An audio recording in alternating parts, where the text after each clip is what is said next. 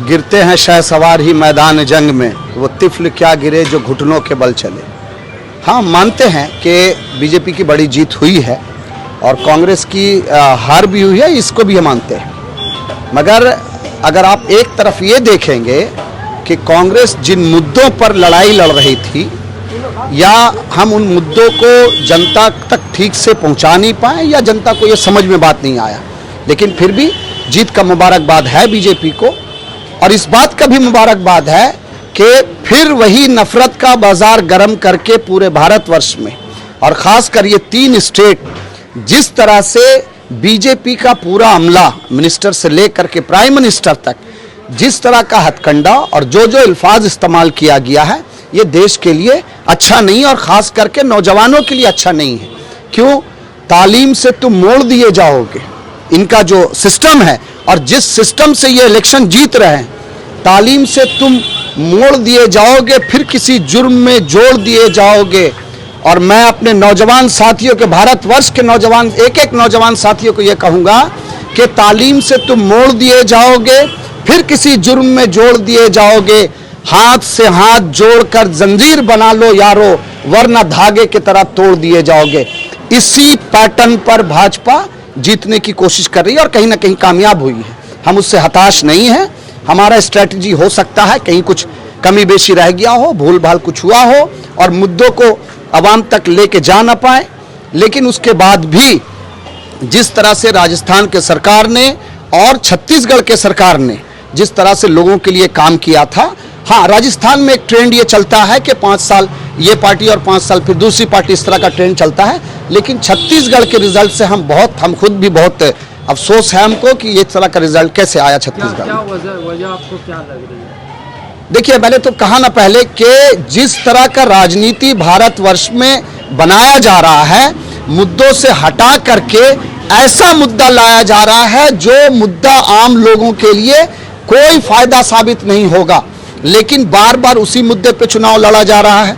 खुद इस देश के, दुनिया के सबसे बड़ा डेमोक्रेसी का देश का प्रधानमंत्री ऐसा अल्फाज इस्तेमाल करने लगा है कि आप कह नहीं सकते हम उस बात को।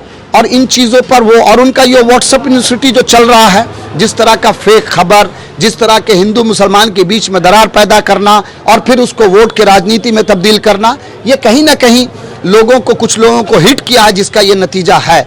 लेकिन हम इससे फिर भी हताश नहीं हैं। राजस्थान में 40 सीट का नुकसान, मध्य प्रदेश में भी 30 सीट का नुकसान, तो क्या वजह रही होगी जो कांग्रेस को इतनी कम सीटें मिली हैं? देखिए, पहली वजह तो हम ये कह सकते हैं कि स्ट्रैटेजी में ज़रूर कुछ कमी रह गया है, और ये समीक्षा की बात है, ये बाद में इसका आकलन किया जाएगा कि क्या होगा। लेकिन जहाँ तक राजस्थान से और मध्य प्रदेश से जिस तरह से लोगों का रुझान आ रहा था, और जिस तरह से खास करके मध्य प्रदेश में 75% से ज़्यादा लोग ये कह रहे थे कि हमें बदलाव चाहिए।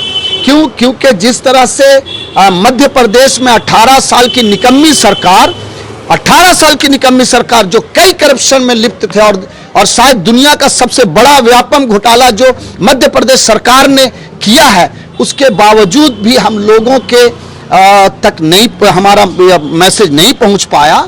मगर हम फिर भी ये उम्मीद करते हैं कि आने वाले दिनों में कांग्रेस पार्टी ने बेहतरीन से बेहतरीन दूसरे स्टेट में, देखिए तेलंगाना के लोगों ने इतना अपार समर्थन दिया और 2/3 मेजोरिटी से वहां सरकार बनेगी, तो इसकी मुबारकबाद है पहले तेलंगाना सरकार को। और जहां भी सरकार बन रही है, लोगों को तो मुबारकबाद हम दे रहे हैं कि उन्होंने फैसला लिया, लेकिन जिस ट्रेंड पर इन्होंने वोट किया है, ये ट्रेंड इस देश के लिए ठीक नहीं है। सोशल मीडिया पर लोग कह रहे हैं कि कांग्रेस पार्टी या इंडिया गठबंधन टेस्ट में ही फेल हो गई है, तो फाइनल एग्जाम जो 2024 का चुनाव होना है, उसमें क्या करें? देखिए, हम चुनाव को कभी फाइनल और सेमीफाइनल में लेके नहीं चल सकते। चुनाव का समीकरण अलग अलग मुद्दों पे होता है, और खासकर के स्टेट का चुनाव स्टेट के मुद्दे पर होता है।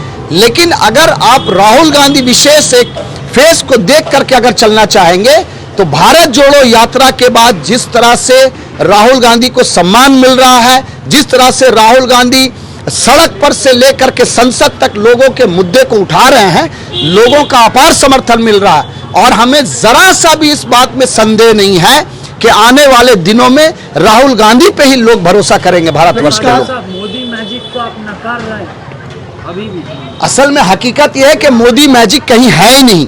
अगर शायद कुछ मैजिक चल रहा है तो वो व्हाट्सएप यूनिवर्सिटी का मैजिक चल रहा है, जो हमारे युवाओं को, नौजवानों को, बेरोजगारों को असल मुद्दे से हटका करके नए मुद्दे, जिन मुद्दों से कोई सरोकार नहीं इस देश के नौजवानों का, बेरोजगारी से भटका करके दूसरे तरफ ले जाना, और इन मुद्दों पर चुनाव कर रहा है और कुछ लोग उसमें फंस जाते हैं।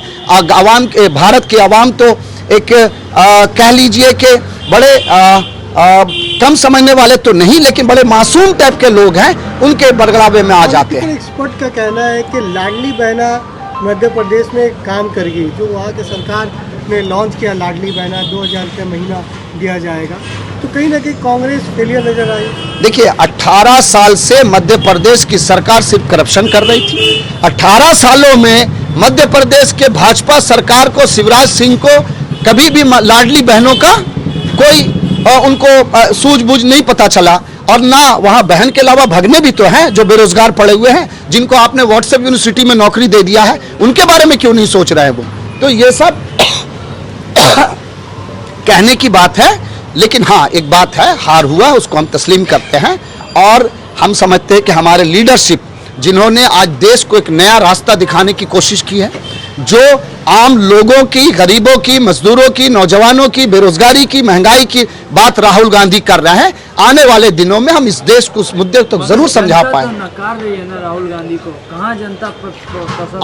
आपका सवाल ये हो सकता है, लेकिन मेरे सामने ये सवाल गलत है कि जनता नकार रही है। अगर जनता नकार रही होती तो तेलंगाना की जनता भी नकारती होती। जनता नहीं नकार रही। मैंने क्या कहा कि आज के राजनीति को जिस पैटर्न पर ले जाया जा रहा है, और वो पैटर्न कहीं ना कहीं कामयाब हो जा रहा है, लेकिन झूठ का महल ज्यादा दिन नहीं चल सकता। ये महल, ये व्हाट्सएप यूनिवर्सिटी का जो महल बन रहा है, ये एक दिन जरूर टूटेगा, और तोड़ने वाला एक राहुल गांधी के दिन क्यादत में टूटा जाए। कांग्रेस को हिंदू विरोधी पार्टी बता रहे हैं, और जिस तरह से स्टालिन ने हिंदू के खिलाफ, सनातन धर्म के खिलाफ जो बात कही थी, उस बात को लेकर भी चर्चा हो रही है। कैसे देखते हैं आप? स्टालिन के बेटे की बात कर रहे हैं शायद। स्टालिन का बेटा कांग्रेस पार्टी में नहीं है, और इसका जवाब हमारे पर नहीं बनता, और जो उसने कहा है वो गलत है। ऐसा शब्द इस्तेमाल उनको नहीं करना चाहिए था। इसके हम शुद्ध समर्थक हैं कि कभी भी किसी धर्म के बारे में किसी को गलत नहीं बोलना चाहिए।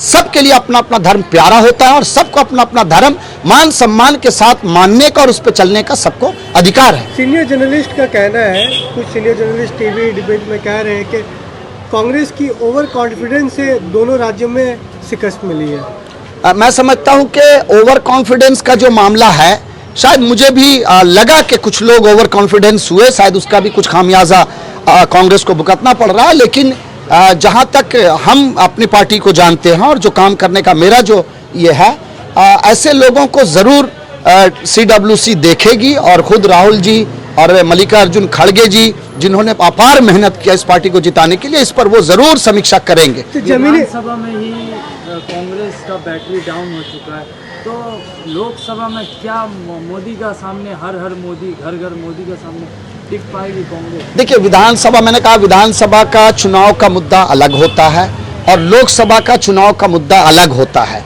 आपको ये समझना पड़ेगा, और खास करके देश के नौजवान, मजदूर, किसान, जिस तरह से भाजपा का जो 10 साल का शासन चल रहा है केंद्र सरकार का, और उसमें बेरोजगारी बढ़ी, किसानों के साथ जो जुल्म हो रहा है, महंगाई कितना बढ़ा हुआ है, इन मुद्दों पर राहुल गांधी लड़ाई लड़ रहा है। मैंने कहा ना कि गली से लेकर के संसद तक माफ करिएगा, संसद तक राहुल गांधी इन मुद्दों को उठा रहे हैं, और ये मुद्दा आने वाले लोकसभा के चुनाव में ही इस मुद्दे पे चुनाव होगा।